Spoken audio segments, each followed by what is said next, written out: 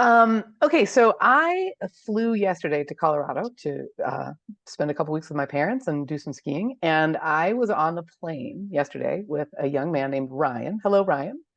Um, whose wife, I'm trying to remember how this goes, is a sailor. And Ryan got to tour one of the boats in something called the Volvo Ocean Race, which the Hmm. boats sound very, very similar. Hmm. And he was at when we were talking about you and what was coming up for you on this next leg, he was asking, like, so you're going to be really far north and you're going to be closer to people in the space station, you've said, than people on land, which I still Hmm. just think about that. That blows my mind. He was wondering there apparently there's a place called Point Nemo, which is I'm reading this. It's a point in the ocean where you're furthest away from any landmass. And he was wondering if you will be anywhere near Point Nemo. Yeah, I should know where Point Nemo is, but I I thought Point Nemo was in the southern hemisphere. Oh, Um, maybe it is. I but don't know. I might be wrong.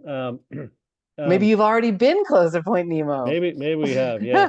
Um, I know we were talking about it today in the briefings for the race that I think at one point we're only about 450 miles south of Alaska before we start to dip down towards Seattle. And so, if anybody's watched like on TV, there's this Deadliest Catch show where they're like these Alaskan fishermen and the crazy storms and stuff. That we're a few hundred miles away from where that kind of activity is going on. So Mm, it's pretty remote. Um, I think the most remote place on the planet, at least from the ocean perspective, is somewhere between New Zealand and the southern tip of South America. mhm. But for sure in the North Pacific, once you get 1,000 miles or so north of Hawaii, there's there's nothing around, and Mm. so um, somebody asked the question today in the briefing of, what do you do in medical emergencies, when you're in, and they said basically there is an international group that coordinates rescue operations, and that sometimes includes using local ships, deploying from Japan or North America or Hawaii or where have you. So yeah, it's a part of the world not a lot of people go to. And somebody said today from Clipper that um, of all the people who've crossed the North Pacific Ocean, about half of them are Clipper sailors. They're Oh my sailors that gosh. have done the Clipper race. Now, I don't know how they know that, but I thought that was interesting. It's not a natural crossing. The natural crossing of the Pacific is to go from North America across towards Hawaii, and then you can go down to the South Pacific Islands or across to the Philippines. And there's some natural trade winds that go that way, Mm. that are much more calm, and the weather's a lot warmer, and you're near the equator. So that's the normal Pacific crossing. Not a lot of people choose to do it the other way, and to go north. Way that So you're gonna do it. yeah, so that's cool, I guess. So so I Yeah. have I went and looked it up. So Point Nemo refers to an area of the South Pacific Ocean, around 34 times larger than France, which is pretty. I'm just reading that. I'm like, oh wow, that's big. So you've been somewhere near there. I don't know that Uh, you've been like in Point Nemo, but yeah, I'm pretty sure yeah, I'm sure South Pacific would be somewhere. I think it's what I was referring to there. It's somewhere yeah. between New Zealand and the southern tip of South America. So we only went to as far as Australia in terms of Mm, going east before we headed up towards Asia. Um, but that's a renowned part of the world from a sailing perspective, from New Zealand and through that area, and then around Cape Horn, which is at the bottom of South America. That's on most sailors' bucket list. It's not a route that Clipper does, probably mainly from a safety perspective, but it's definitely something that a lot of sailors, would want to have on their in their logbook at some point of their Yeah, lives. yeah, yeah. Wild. Well, thank you, Ryan, for Hmm. Great an question. interesting question. Yeah, it sparked a lot of conversation. So, my mom and dad, Arthur and Diane, we got to talking last night about um, will you be stopping in Japan, or did you stop in Japan?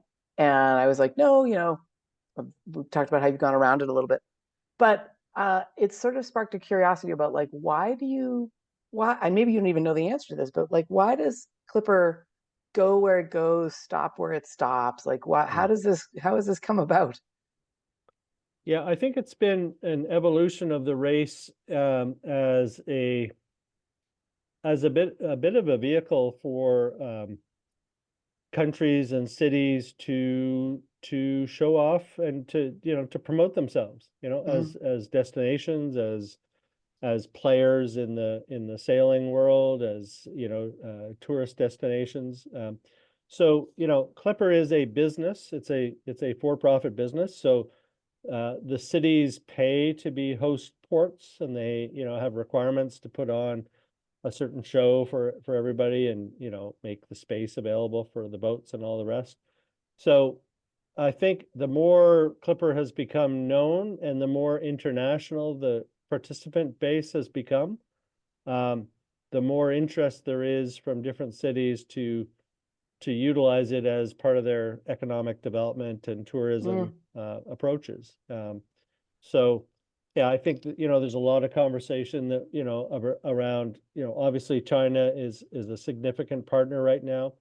They also happen to be where the boats are built. We have a Chinese boat building partner, hey, Clipper does. So there's a wow. long history with China and Clipper. But I think there's, I know that in this year's race, there's a significant Canadian presence on the boat. There's quite a few New Zealanders, quite a few, also some Koreans on the boat, and there's been more and more conversation that the race may evolve and have a different look in the future, in that way. And I think that makes it interesting, get a chance to go to Yeah. new places and expose the race and the boats and the people to new cities. Yeah, so I think it's a partnership, you know, situation where you've got to find willing partners that have a vision for how the race can help them, and then it has to work for Clipper as well, so that we have what we need when we go to these places. Mm, yeah, what fun. I mean, it really like you made this really absolutely the cutest little graphic of like a tiny little sailboat going from Portsmouth and going to Spain and going all the way around the world. You're just watching this little boat and like, being able to see on the race viewer, which we've talked about the race viewer before, basically every hour all around the world that gets updated as to where you are in the world, like where the fleet is and where each boat is and stuff. Mm. And so I'm seeing, I mean, I'm not sure how this experience has been for others watching, but like I have learned so much about just the geography of these places. Like it's just like it's not a big empty blank in my head anymore. It's like, oh wow, like you've got to in fact, one of the things I'm wondering about is how in the heck are you gonna there's a lot of land between like as you're leaving Qingdao, it feels like there's like these straits and these sort of places Mhm. where you're going to have to figure out how to obviously there's a way, but like it isn't just open ocean and a coastline. Like it's so interesting how the world is made. It is, yeah, and yeah, I mean, it was fun putting that little video together because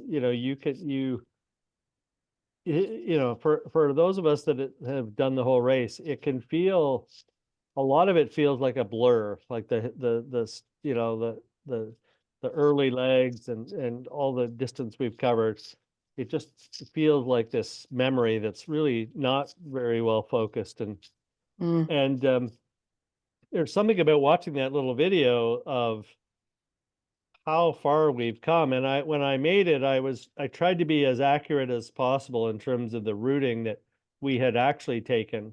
mm. Um, and it was fascinating. I mean, it was fascinating to feel the distance that we've covered, just watching that little boat chug along. And like it's a long way from Spain to Uruguay. Yes. And right now that was just race two. It's like, yeah, that was race two. It was like 28 days, but it was didn't seem like that much.